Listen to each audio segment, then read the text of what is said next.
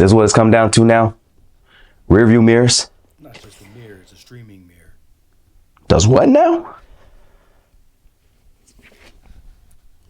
All right. What's good, everybody? Mr. J here, and today I've got a rear view mirror to install and review. But hear me out. This thing has a few tricks up its sleeve. Stay tuned and I'll show you why this is a worthy addition to any vehicle out there.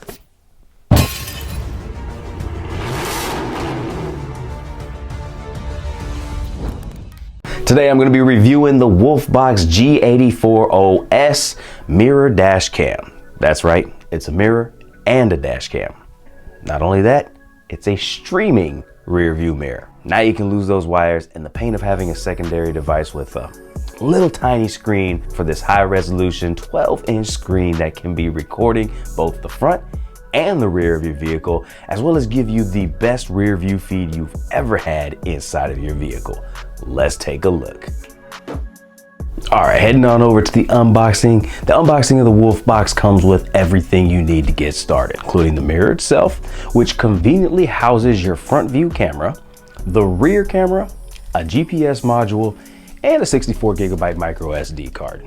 The packaging is fairly minimal, but well organized. Both cameras are very high quality. The front can record in 4K, 2K, or HD, while the rear camera can record in 1080p. This limitation is due to keeping streaming lag-free. You might instinctively want that 4K to match the rear, but the tech hasn't not yet reached a point where this can be done safely without lag. However, to that point, 1080p is plenty sufficient to handle all of your need. The dash cam also comes with a GPS module, which is really useful for tracking your location and speed, unless for whatever reason you don't want to have your miles per hour tagged with your video footage you could potentially be submitting as evidence.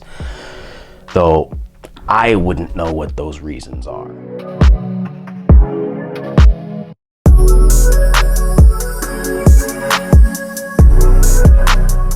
As with any installs that you're doing on your vehicle, you're going to want to test the unit before you do the wet work of the install, only to find out that it doesn't work.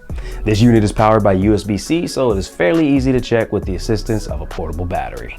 And once you verify that the unit is working, it's time to take it on out to the vehicle and begin the install. We're going to be installing this on the Rango today, as Gotham Hemi already has a streaming mirror that I've been largely satisfied with, and we need that same peace of mind that the dash camera brings in both cars. Now, I know for first-time installers, this may seem like an intimidating task, given the length of wires needed to be hidden and where to locate the camera. But this is a very simple install. Hiding the wires can be a bit tedious, and as far as camera location is concerned, this camera does not need to be installed on the exterior of your vehicle. So if you don't want to have to do any drilling or cutting, you certainly don't have to.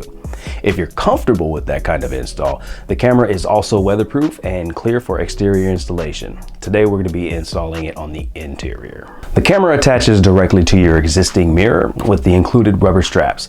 Now, Mopar mirrors are fairly chunky, so this may feel like a stretch for the bands, but don't worry, they can take it. Once mounted, you will have two connections, one for the power and the other for the rear camera. The power cable is on the shorter side. Initially, I wanted to connect it to the center console by running it down the B pillar and behind the glove box, but it fell just short of reaching the outlet, so I had to reroute it back through the dashboard. The power plug does have a USB port on the outside, so you don't exactly lose the outlet. However, USB-C instead of dated USB-A would have been preferred. Next, you're going to want to locate where you want to place your rear camera in your choice location. The Rango has a nice wide trim above the window that provides excellent mounting location. You'll want to do this before worrying about any kind of cable management. It's much easier to hide the cables last instead of figuring out that you didn't give yourself enough slack and having to redo all of your work. When it comes to hiding those wires, a trim tool will come in handy. The wire of the camera can be tucked behind the headliner along the full length of the vehicle. No removal of the headliner is necessary, and from there, your install will really be complete.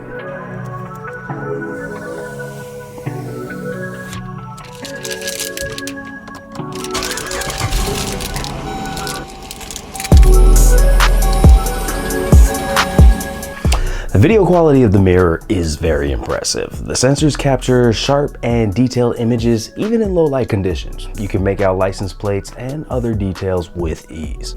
The videos are smooth and clear and with no distortion or lag.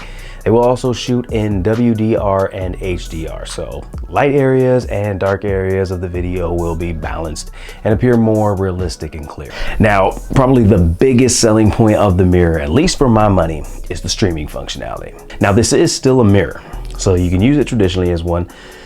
I'm quite certain that once you've seen the difference in the field of view that this thing provides, you won't want anything else than that. Field of view is dramatically better. It improves way beyond anything that the factory options weekly tried to attempt to fix. You know, this useless button? You'll forget it ever existed. Okay, so I'm going to be using my phone here so that I can try to illustrate the field of vision on this rear view camera in comparison to what you see from the side view mirrors. So I'm going to use my phone as best as I can to try to see exactly what my eyeballs see, try to illustrate this point. All right, and if we are looking at the driver's side view mirror, right here we can see this is the edge of my shed door. Right here is what we're looking at in the rear view. We've got all of this area right here that is included in the field of vision that is not in the side view mirror. Moving on over to the passenger side mirror, what we're looking at here is the edge of my carport. This is the edge of the carport, and then out here is a little anterior shed. Right here is that anterior shed, and as you can see, we're not seeing any of the carport, which is right there. Nothing. In fact, we can see past this shed into what's going on in the shed. So really, we're cut off like right here.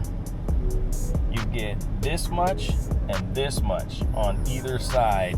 The mirror has some additional features that make it more convenient and smarter than your average mirror. It has a G sensor that detects a sudden impact and locks in the current video and the memory card, preventing it from being overwritten. That way, if say someone hits your car while it's parked and you don't notice it right away, you can always refer back to the stationary footage. As far as your normal drive footage, the mirror supports up to 128 gigabyte SD card, which can store about 16 hours of 4K video. So with the included 64, you're looking at about 8 hours. Drive footage will be saved in 2 to 5 minute increments depending on your preferences, and you may be considering that might be a limitation, but imagine you're trying to review footage of a situation that happened 15 minutes into a 30-minute drive. Instead of trying to scrub through a 30-minute video to find said occurrence, I quickly learned that it is much easier to find things in much smaller clips. All clips are timestamped and dated with the file name, so you should be able to find it with ease. So what are my final thoughts on the WolfBox rear view mirror? Well, I think it is a great product that offers a lot of features and benefits for your car. Between the ability to stream your live feed to the mirror and offering unhindered views that eliminate blind spots to the front and rear security of recording, I'd call it a must-have for any vehicle. In fact, I'll probably be updating Gotham Hemi streaming mirror to this model as well. Well, there you have it, folks. Hope you enjoyed. If you did, give this video a thumbs up and hit that subscribe button as we continue to do more installs, DIYs, and product reviews here on Gotham Hemi.